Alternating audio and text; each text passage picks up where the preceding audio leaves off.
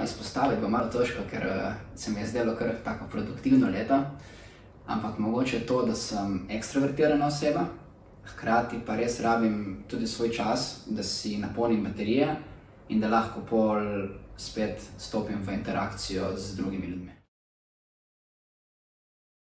Jaz mislim, da je teh indikatorjev več. Glavni je pa ta, da čutim to iskrico, to voljo, željo do življenja. In če imam to, mislim, da tudi vse ostalo pol lahko nekako uredim, da bo v redu. Moja prva služba je bila v kazinoju v strežbi. Naučil sem se, da če mi nekdo reče ne, da tega ne vzamem osebno. Ko sem treniral še košarko, ko sem bil mlajši, je bil moj vzornik Kobe Bryant.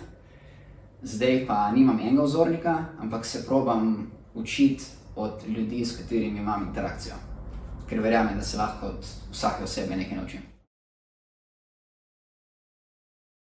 Nimam prav svojega najljubšega kotička na svetu. Probam eksplorati, kar ima življenje za ponuditi.